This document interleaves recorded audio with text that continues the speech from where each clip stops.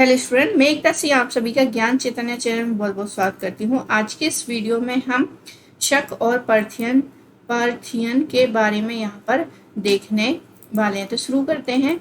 आज का जो वीडियो है वो शकों से रिलेटेड होगा और पार्थियन से। तो यहाँ पर है कि उत्तर पश्चिम भारत अभियानों की प्रक्रिया की निरंतरता को पहली शताब्दी ईसा पूर्व में इस क्षेत्र में शकों को शासन के रूप में स्थापित होने के संदर्भ देखे जा सकते हैं।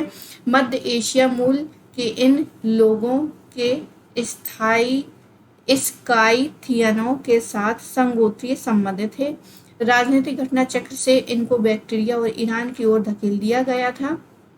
बैक्टीरिया से वे दक्षिण अफगानिस्तान होते हुए भारत के पश्चिम क्षेत्र से पहुंच आते हैं। तो ये जो अफगानिस्तान से होते हुए ये भारत में आते हैं और भारत में पहला शक राजा माउस एस और या जिसको मोगा भी कहा जाता है। तो सबसे पहला वाला जो है वो होगा मोगा या माओ एसिस। तो ये क्या है? शक शासक। और इसके वारिस एजेस ने भारतीयों की सत्ता, मतलब इसका जो वारिस होगा वो होगा एजेस। इसने क्या किया? भारतीय यूनानियों की सत्ता वाले क्षेत्र में एक विशाल शक राज्य की स्थापना कर डालता है। उनका राज्य क्षेत्र जो है उत्तर पश्चिम से लेकर मथुरा तक फैला और वहां से उज्जैन से सौराष्ट्र तक का पूरा भूभाग शामिल था। तो अगर हम यहाँ पर बात करें तो ये वाला जो है ये पूरा जो गुजरात वाला है और कहाँ से लेके उज्जैन, मतलब मालवा मध्य प्रदेश वाला क्षेत्र जो है वो शकों के अंडर में रहा है।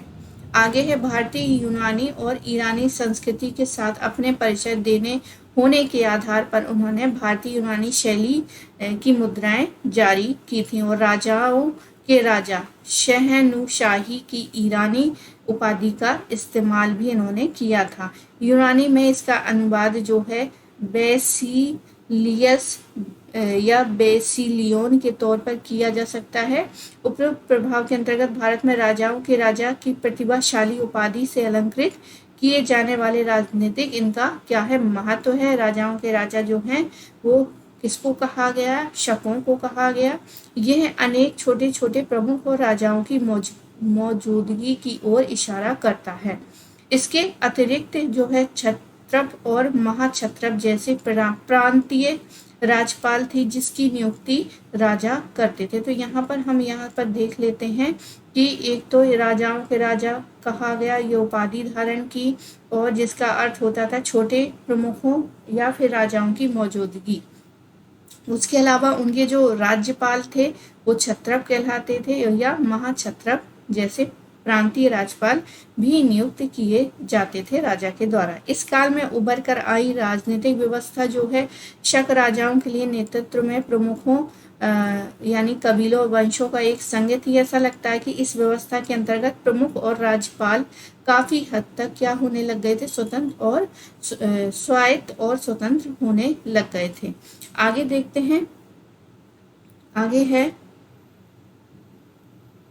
अब स्थानीय क्षत्रपों द्वारा स्वतंत्रता का दावा किए जाने से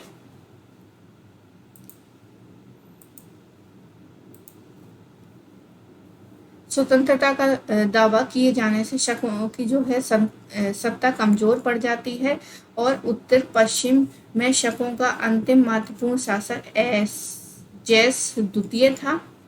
पहली शताब्दी के आरंभ में इनका स्थान जो है भारतीय पार्थियनों या पहलवों ने ले लिया, परंतु उनका शासन लंबा नहीं था।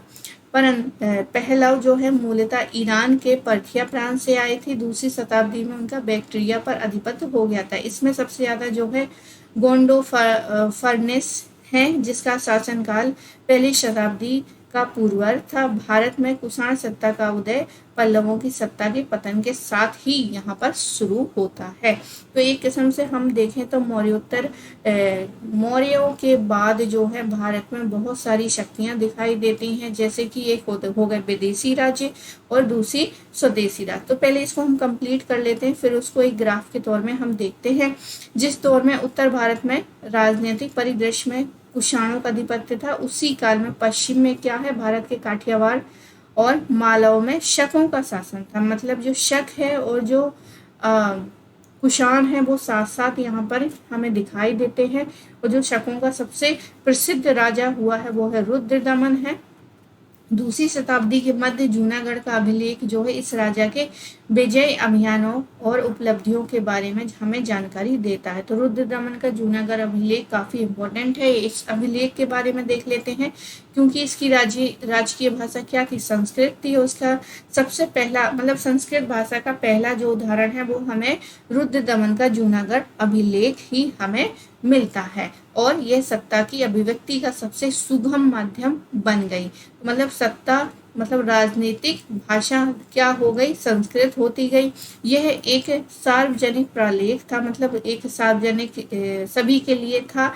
इसमें जो लिखा गया था वो सारी बातें सभी के लिए थी, और इसी कारण इसमें राजनीतिक आशय निहित है।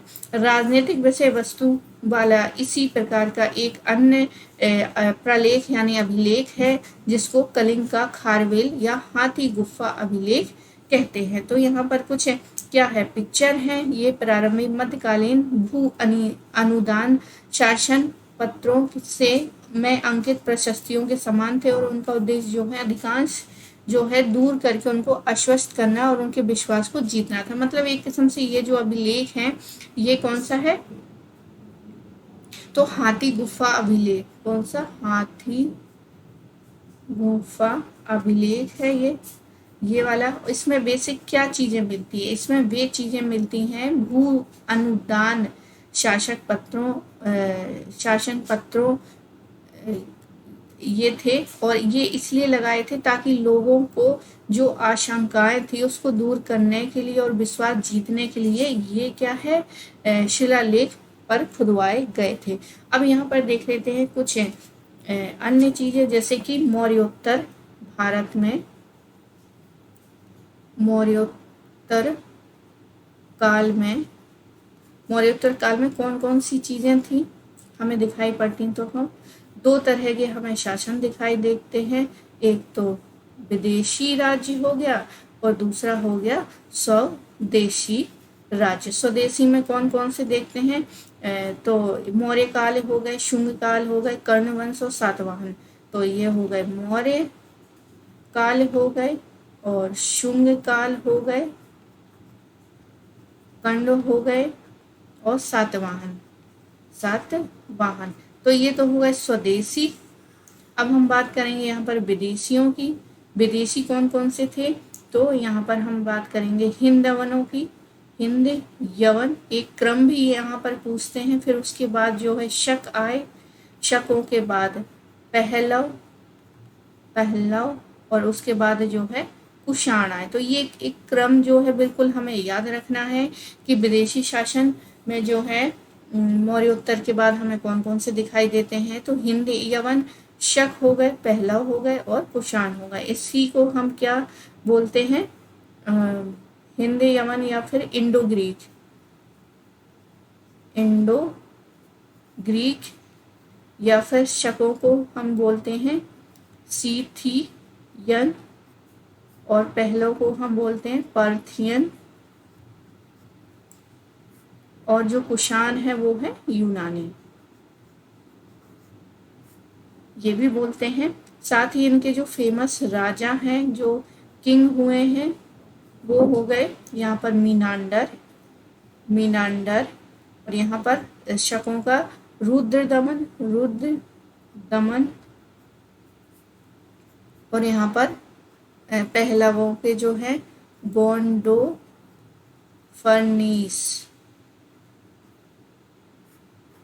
और यहाँ पर जो कुषाणों के सबसे फेमस, ऐसा नहीं सिर्फ एक रहे होंगे, जो सबसे फेमस है उसी के नाम यहाँ पर बताए गए हैं, तो कुषाणों का क्या हो जाएगा, कनिष्क। कनिष्क। अब उसके बाद अगर हम इसकी बात करें हिंद यवन की, तो हिंद यवन की हम बात करें, हिंद यवनों की बात यहाँ पर हमारी हो रही है, हिंद यवन। तो जो हिंद यवन है उसको इंडो ग्रीक भी कहते हैं, इंडो ग्रीक भी कहते हैं। इसकी हम बात करेंगे तो यहाँ पर क्या है, सिक्कों के आधार पर इनका पूरा इतिहास जानकारी जो है, जानकारी हमें कहाँ से मिलती है, तो सिक्कों से मिलती है। और इन्होंने ही सर्वप्रथम स्वर्ण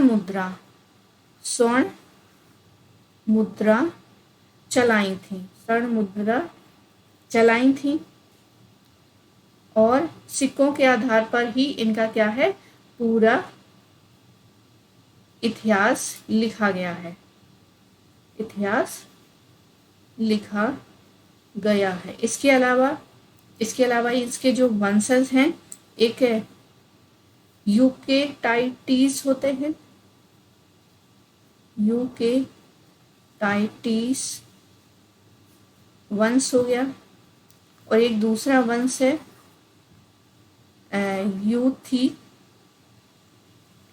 यूथिडेमस, या फिर जिसको कहते हैं डेमेट्रियस वंश। और इनका जो शासन था वो शाकल या सियालकोट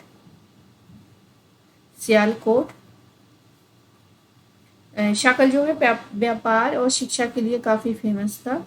तो एजुकेशन और ट्रेड के लिए और व्यापार के लिए फेमस था।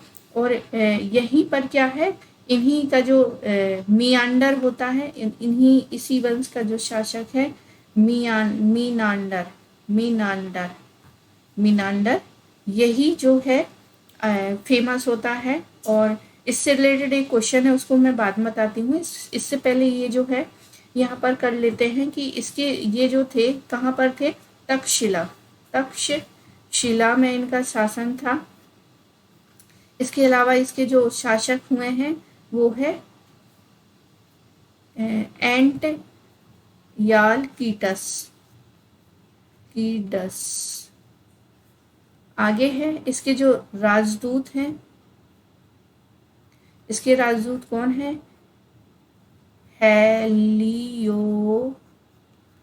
हेलियोडोरस, जो कि बेस नगर वाला जो है गरुड़ स्तंभ इनके द्वारा ही क्या है स्थापित किया था। और ये हेलियोडोरस जो है ये क्या है, शुंग वंश के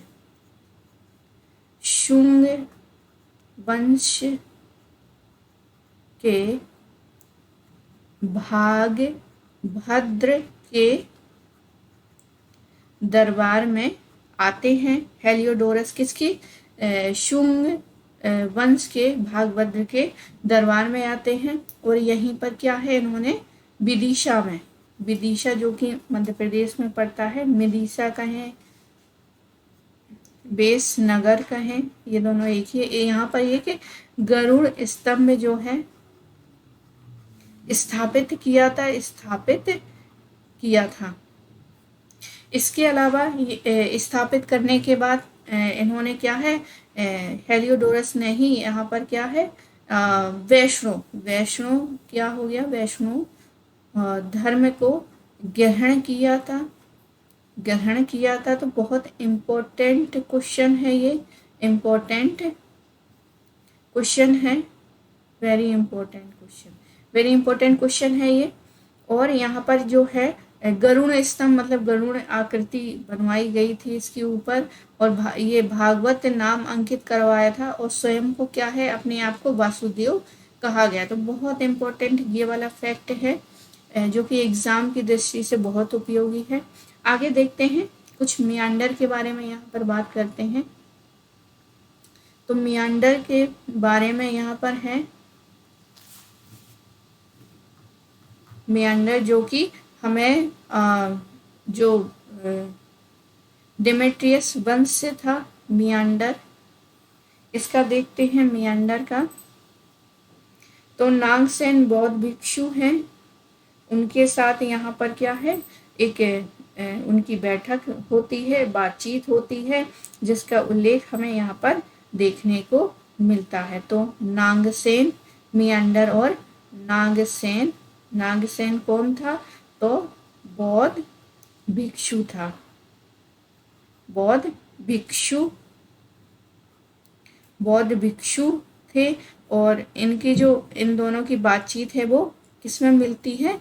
मिलिंद पन्नों में मिलती है। उनके ग्रंथ का नाम है मिलिंद पन्नों, जिनमें इन दोनों की बातचीत यानी जो वार्तालाप है वो इन सब का बारे में जिक्र करता है मिलिंद पन्नों। ये कौन सी भाषा में है? पाली भाषा में लिखा गया है। कौन सी भाषा में लिखा गया है? तो ये पाली भाषा में लिखा गया, पाली भाषा में लिखा गया। इसके अलावा भी हम देखते हैं, इसके अलावा देखें तो periplus of the Erythraean sea, periplus the Erythraean sea से पेरिप्लस ऑफ एरिथियन सी से भी जानकारी मिलती है। इसके लेखक जो हैं अज्ञात हैं, पता नहीं है। तो यहाँ से क्या है? भाड़ोच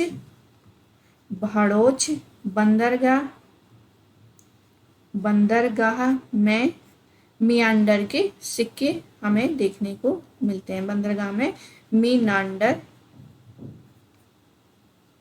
मियांडर के सिक्के हमें मिलते हैं। इसके अलावा एक रेह अभिलेख है जो कि हमें कहाँ मिला है? कौशाम्बी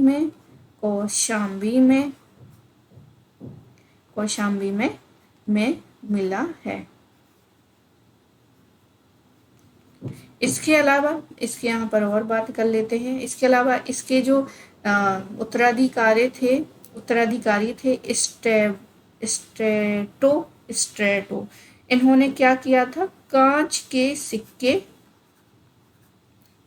सिक्के चलाए थे। एग्जाम में पूछ सकता है कि कांच के सिक्के किस इंडो ग्रीक शासक ने चलाए थे? तो हमारा आंसर क्या हो जाएगा? स्ट्रेटो। क्या हो जाएगा? स्ट्रेटो। तो मियांडर, सबसे इम्पोर्टेंट फैक्ट यहाँ पर जो बात है वो नागसेन, मियांडर और नागसेन की यहाँ पे बात हो रही है।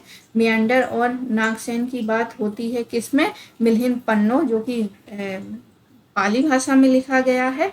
और ये नागसेन कौन था? बौद्ध भिक्षु था। पेरिप्लस ऑफ द एथेरियन सी में भी इसके बारे में जानकारी मिलती है। क्या जानकारी मिलती है? कि जो भड़ोच है वहाँ पर इसके सिक्के मिले हैं। साथ ही यहाँ पर रेह अभिलेख मिला है इन्हीं के समय का, और यहाँ पर रेह अभिलेख जो है कौशाम्बी से मिला है। इसके अलावा एक और क्वेश्चन जो है यूजीसी नेट में पूछा गया था, वो क्वेश्चन ये था कि निम्नलिखित में से किस हिंदू यूनानी शासक ने सिक्के जारी किए थे जिन पर कृष्ण एवं बलराम की आकृतियां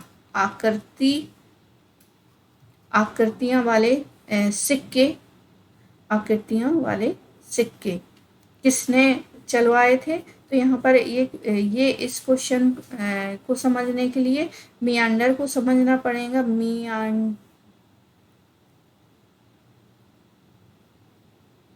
मियांडर और उनकी जो पत्नी थी आगाथोक्लिस।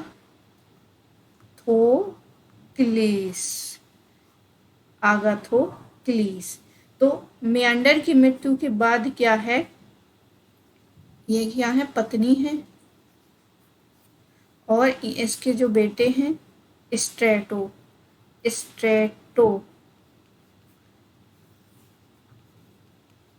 तो मेंढर के बाद स्ट्रेटो ही शासक बनता है, लेकिन ये उस समय छोटे थे, इसलिए इनकी पत्नी क्या है, संरक्षिका बन गई, संरक्षिका बन गई, और इनके द्वारा ही क्या है, ये कृष्ण और बलराम वाले जो हैं सिक्के चलवाए गए थे, कृष्ण एवं बलराम वाले सिक्के चलवाए गए थे। तो ये काफ़ी इम्पोर्टेंट है और एग्ज़ाम में आया हुआ क्वेश्चन है, तो आप इसको ध्यान में रख सकते हैं। इसके अलावा हम शकों की बात करें तो आज हमने क्या है, शक और पल्लव पढ़ा था। यहाँ पर हमने देखा था शक और पार्थियन। तो शकों के बारे में कुछ और देख लेते हैं। शकों के बारे में हम यहाँ पर कुछ और देखते हैं कि क्या था। तो शक हम देखते हैं, शक के बारे में कुछ डिटेल में देखते हैं। तो शक जो है, एक तो उत्तरी क्षत्रप थे और एक थे पश्चिमी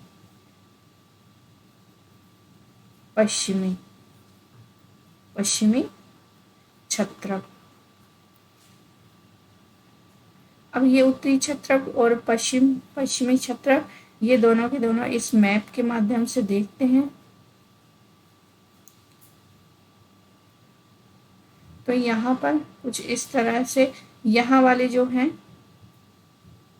ये अफगानिस्तान से आते हैं, तो इधर से जो आते हैं इधर वाले हो गए पश्चिमी, और ये यहाँ वाले जो हो गए वो हो गए उत्तरी क्षत्रप। तो इसके बारे में और यहाँ पर डिटेल में देखेंगे। तो यहाँ पर देखते हैं कि जो उत्तरी क्षत्रप हैं, और जो पहले पश्चिमी क्षत्रप की बात करेंगे, पश्चिमी क्षत्रप। तो पश्चिमी क्षत्रप की बात करें तो यहाँ पर जो है, एक तो मालवा हो गया, और दूसरी जो है एक नासिक वाले हो गए। तो मालवा में एक वंश आता है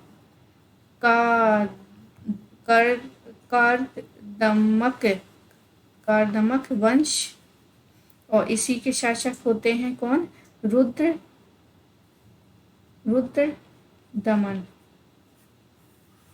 रुद्रदमन का जूनागढ़ अभिलेख। तो मालवा वाले जो हैं, इन्होंने जूनागढ़ अभिलेख लिखवाया था। ये संस्कृत में है। इसका देख लेते हैं नासिक वालों में कौन था। तो नासिक वालों की बात करें तो चष्टन था, चष्टन वंश था नासिक वाले में। यहाँ पर कौन से एक भूमक थे, और यहीं पर क्या है, नहपान, और इसी क्या है, नहपान थे। तो यहाँ पर सातवाहन के समय में नहपान से युद्ध होता है। तो सातवाहन जो है, सातवाहन नरेश ने नहपान के ऊपर विजय प्राप्त की थी, और जो सातवाहन शासक था वो है गौतमीपुत्र शातकर्णी। और फिर जोगल थम्बी से सिक्के प्राप्त होते हैं, जिस पर नहपान के भी सिक्के हैं। तो इसके जो सिक्के हैं वो जोगल थम्बी से हमें सिक्के मिले हैं, जिससे ये पता चलता है कि नहपान के ऊपर क्या है, सातवाहनों ने अधिकार कर लिया था, क्योंकि इनके सिक्के पे क्या है, सातवाहन जो नहपान के सिक्के थे उसको पूरी तरह से मिटाया नहीं, उसी के ऊपर दोबारा से अंकित कर दिया गया। इसलिए पता चलता है कि सातवाहनों ने नहपान पर अधिकार कर लिया था। अब यहाँ पर लौट के आते हैं रुद्रदमन की। तो रुद्रदमन जो मालवा वाले हैं, कर्दमक वंश से हैं और शक शासक हैं। और तो रुद्रदमन का जूनागढ़ अभिलेख यहाँ पर फेमस है। तो जूनागढ़ अभिलेख की हमने बातें की थी कि संस्कृत व्याकरण है, तर्क शास्त्र से रिलेटेड था, राजनीति का प्रकांड था। यहाँ पर जूनागढ़ अभिलेख है जो कि 150 AD का है। संस्कृत भाषा है, ब्राह्मी लिपि, काव्य शैली, चंपू शैली का प्राचीनतम उदाहरण है। सुदर्शन झील की भी यहाँ पर चर्चा मिलती है। तो यहाँ पर जूनागढ़ अभिलेख से सुदर्शन झील झील की चर्चा मिलती है। अब इस सुदर्शन झील में क्या चर्चा मिलती है कि चंद्रगुप्त के समय जो है एक राज्यपाल था पुष्यमित्र वैश्य। इन्होंने क्या किया था, इसी झील का निर्माण किया था। क्या किया था, झील का निर्माण किया था। इसके अलावा यहीं पर हम देख लेते हैं कि किस प्रकार से चंद्रगुप्त के बाद क्या है, अशोक आते हैं। तो अशोक के समय में फिर से यहाँ पर मिलता है कि यहाँ पर जो है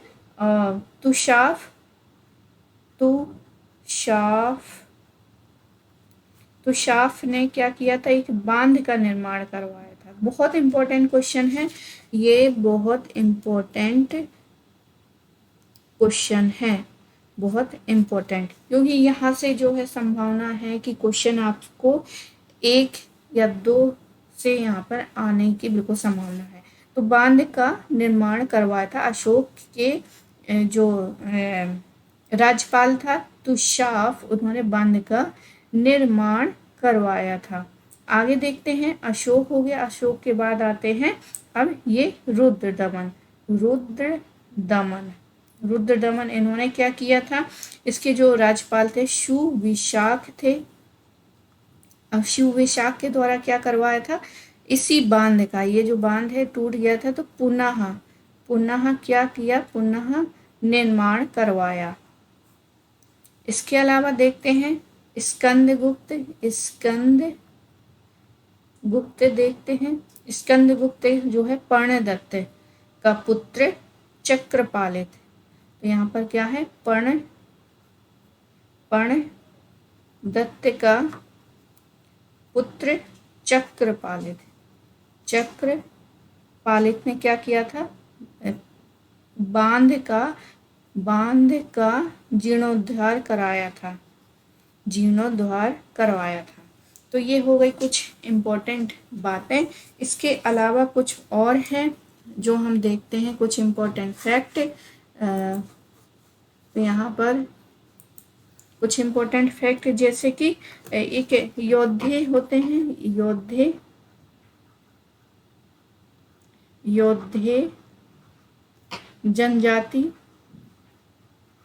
जनजाति जो कि कहाँ पर है, पंजाब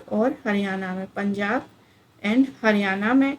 और यहाँ पर इन्होंने क्या किया था, इन्होंने हमला किया था। और यहाँ पर रोहतक से क्या है, बहुत सिक्के प्राप्त हुए हैं, किनके, और योद्धे जनजाति के। तो योद्धे जनजाति के सिक्के जो हैं कहाँ से, रोहतक से मिले हैं, रोहतक से सिक्के मिले हैं, जिससे जानकारी हमें मिलती है कि यहाँ पर इनके सिक्कों पर क्या है, कार्तिकेय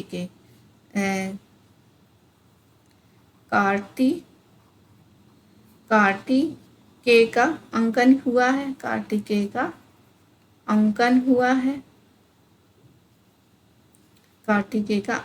हुआ है। तो योद्धे जनजाति जो कि जिन्होंने हमला किया था, और यहाँ क्या है, कार्तिकेय के सिक्के मिलते हैं, रोहतक से इनके सिक्के मिलते हैं, कार्तिकेय का अंकन यहाँ से हमें देखने को मिलता है। इसके अलावा रुद्रदमन ने सातवाहन शासक वशिष्ठ पुत्र पुलिमावी को हराया था। तो ये जो है रुद्रदमन ने किसको हराया था, सातवाहन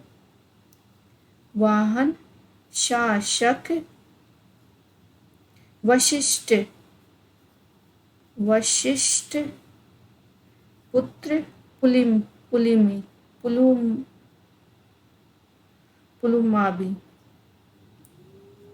को 2 बार हराया था। तो रुद्रदमन जूनालेख अभिलेख से हमें ये सारी चीजें भी हमें देखने को क्या है, मिलती हैं। इसके अलावा हम उत्तरी क्षत्रप की हम बात करें, क्योंकि हम शकों की बात कर रहे हैं। तो उत्तरी क्षत्रप की बात करें तो यहाँ पर क्या है, एक तक्षशिला एक होता है तक्षशिला और दूसरा है मथुरा। यहाँ पर वही तक्षशिला में क्या हो गए, माउस, एजेस, एजेलिसेस, तो ये शासक रहे हैं। और वहीं मथुरा वाले में देखते हैं तो यहाँ पर हगामन और शोडस जो हैं वो यहाँ पर शासक रहे हैं। मथुरा जो है मालवा के स्थानीय शासक विक्रमादित्य ने पराजित किया था। मालवा के स्थानीय शासक विक्रमादित्य ने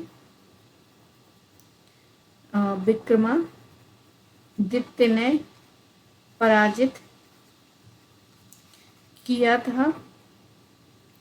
तो फिर ये क्या है, मथुरा आ गए थे। तो ये शासक जो है मथुरा आ जाते हैं। मालवा के शासक विक्रमादित्य ने ही इनको पराजित किया था, जिसकी वजह से मथुरा आ गए। और फिर यहीं पर उन्होंने मथुरा में ही क्या है, मालव संवत, विक्रम संवत और इन्होंने क्या है, मालवा के शासक विक्रमादित्य ने ही मालव संवत और विक्रम संवत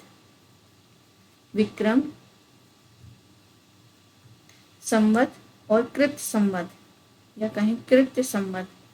अब मालव संवत जो कि 57 BC था, इन्होंने क्या है स्थापित किया था। तो ये कुछ इम्पोर्टेंट फैक्ट हैं जो कि आपको क्या होना चाहिए, इन सब के बारे में पता होना चाहिए। अब हम बात करेंगे पहलवों की। तो पहलवों का हमने पहले से ही यहाँ पर बात किया था कि पहलव जो है जो शासक था माउस, फिर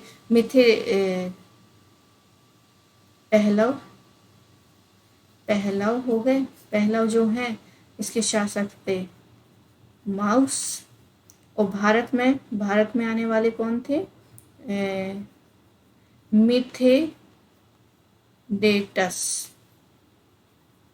को भारत में संस्थापक माना जाता है। पहलवों का संस्थापक माना जाता है। और यहीं पर जो है पेशावर में इनका एक अभिलेख है। तो पेशावर में क्या है, एक अभिलेख है किसका, गोंडो फर्नीस का एक अभिलेख है पेशावर में।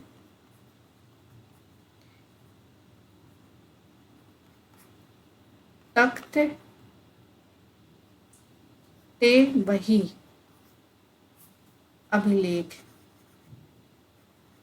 एग्जाम में पूछ सकता है कि तख्ते बही अभिलेख किससे रिलेटेड है, तो पल्लवों से रिलेटेड है। कौन से राजा, गोंडो फर्नीस से रिलेटेड है।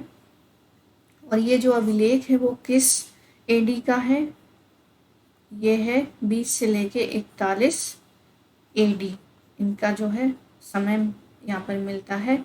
और यहीं पर है तख्त बही में ही सेंट थॉमस ईसाई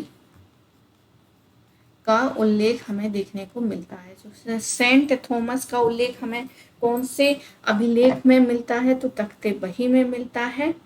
तो ये कुछ पल्लवों से रिलेटेड चीज़ें हैं। तो आई होप आपको ये पसंद आई होगी। पसंद आई तो प्लीज़ लाइक करें, शेयर करें और सब्सक्राइब करें। पूरा वीडियो देखने के लिए आप सभी का बहुत बहुत धन्यवाद। मिलते हैं एक और वीडियो के साथ।